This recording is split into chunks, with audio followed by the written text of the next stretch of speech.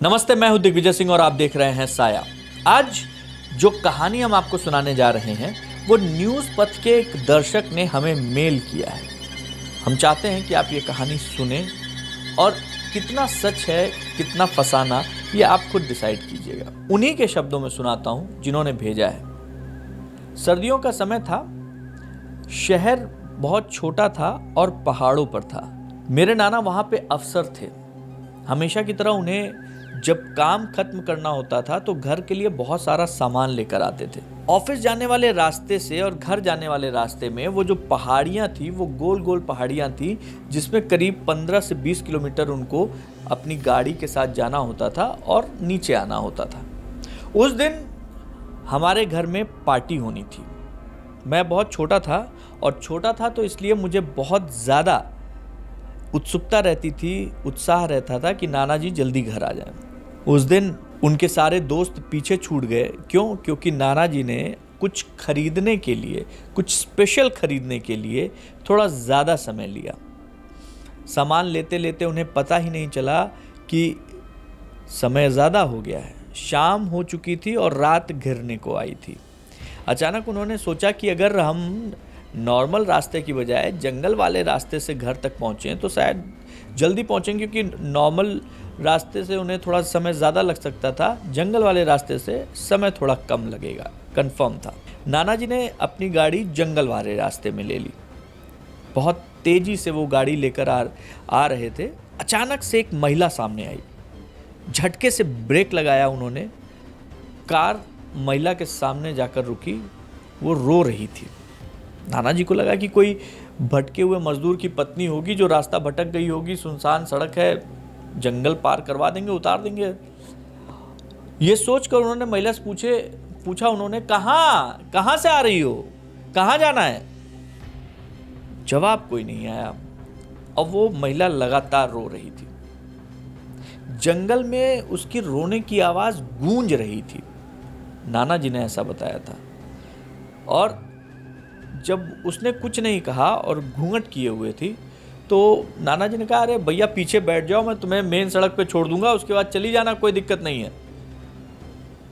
नाना जी ने उसको अपनी गाड़ी में बैठाया। वो पिछली सीट पर बैठ गई। रिवाज है हम वहाँ पे कि उन लोगों का घूंघट का, तो घूंघट छिपाए हुए थी, पिछली सीट पर बैठ गई और कार पे नाना जी के साथ वो चलती चली आई। नाना जी गाड़ी लेकर सीधे घर की तरफ आ गए। रास्ते में उन्होंने उससे पूछा भी, अरे कहाँ उतरना है, कहीं जगह हो तो बताओ। उसने कोई जवाब नहीं दिया। तो नाना जी सोचा कि चलो ठीक है, महिला है, रात हो गई है, घर ले चलते हैं, उसके बाद फिर बाकी की चीज़ें जो है नानी देख लेंगी। नाना जी घर आए, उतरे और सीधे नानी के पास पहुंचे। और जैसे ही उनकी गाड़ी खड़ी होती थी, घर के जितने भी सदस्य थे सब लोग कूद कर पहुंच जाते थे। क्यों? क्योंकि नाना जी सबके लिए कुछ ना कुछ लेकर आते थे। सब लोग बाहर निकले नाना जी से मिलने के लिए। देखा पीछे कोई बैठा है। नानी को बुलाया। नानी ने उसको देखा, कहा कि नानी पीछे कोई बैठा है, वो ये है मतलब। तो नाना जी ने बताया जंगल में थी, ऐसे ऐसे मिल गई, रो रही थी, हम लेते आए हैं हम। तो मेरी मम्मी ने कहा कि ये घूंघट ही क्यों किए हुए? अरे अपना नाम तो बताइए, क्या है, कुछ कहाँ है, कहाँ की रहने वाली हैं, कुछ बताइए।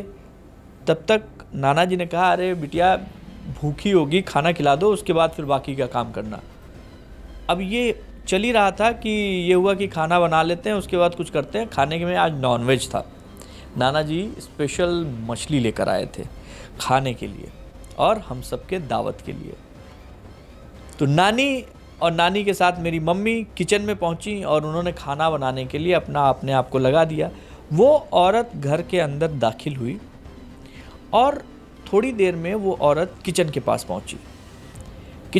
पहुंची तो वहीं दरवाजे के पास खड़ी हो गई। उसको देखकर मम्मी को मेरे गुस्सा आ गया। उन्होंने कहा, अरे वहां क्या खड़ी हो, अगर कुछ हाथ बटाना है तो हाथ बटाओ, नहीं तो जाके वहां बैठो। इतना कहकर वो नाना के पास जाकर कुछ बताने के लिए बाहर निकली और नानी भी बाहर थी। जैसे ही 2 मिनट बाद वो अंदर आई तो उनका चेहरा पीला पड़ चुका था। हाथ डर के मारे कांप रहे थे। किचन का ऐसा नज़ारा देखकर माँ बुरी तरीके से डर गई थी, पैर जम गए थे, गले से आवाज़ निकल ही नहीं रही थी। दहलीज पे, किचन की दहलीज पर खड़ी होकर माँ देख रही थी कि वो सामने बैठी महिला जो भी मछलियाँ आई थी किलो भर की, वो सारी मछलियाँ एक एक कर खा रही थी और बहुत सारी मछलियों को खाकर उसके टुकड़े इधर उधर बिखेर चुकी थी। सिर का पर्दा हट चुका था, चेहरा बहुत ही डरावना था, बाल बहुत लंबे और नाखून एकदम गंदे काले। वो मछली खाने में इस तरीके से तल्लीन थी कि उसका ध्यान ही माँ पर नहीं गया। माँ न तो रो सकी न तो चिल्ला सकी। इतने में नानी पीछे से आई और जैसे ही नानी आई उन्होंने आओ देखा न ताओ एक थाली उठाई और उसमें चूल्हा जल रहा था। उस चूल्हे से कोयला उठाकर उस थाली में डाला और थाली में कोयला डालकर उस महिला की तरफ देखा और उसके ऊपर ऐसे फेंक दिया। और जैसे ही वो कोयला, जलता हुआ कोयला उस महिला की तरफ गया, वो बहुत तेज से चिल्लाई। उसकी आवाज़ ऐसी थी कि पूरा घर इकट्ठा हो गया किचन के पास। आवाज़ इतनी तेज कि आसपास के जो लोग थे वो बाहर जमा हो गए कि घर में हो क्या रहा है। अचानक से वो जो औरत थी वो बाहर निकली, भागी, भीड़ को चीरते हुए भीड़ के सामने से जंगल की ओर निकल गई। ये नानी का साहस था कि उस औरत कहिए, चुड़ैल कहिए, बुरी आत्मा कहिए, उससे उन्होंने माँ को बचा लिया था। अगर वो कोयला नहीं होता तो उस रात पता नहीं क्या होता। बस इतनी सी थी आज की कहानी। जिन्होंने हमें ये कहानी भेजी है उनका तहे दिल से शुक्रिया।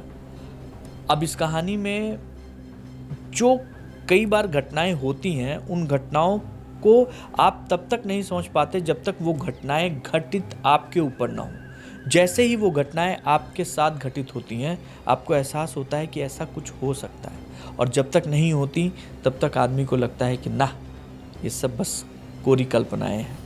आपको क्या लगता है? कमेंट बॉक्स में बताइएगा ज़रूर।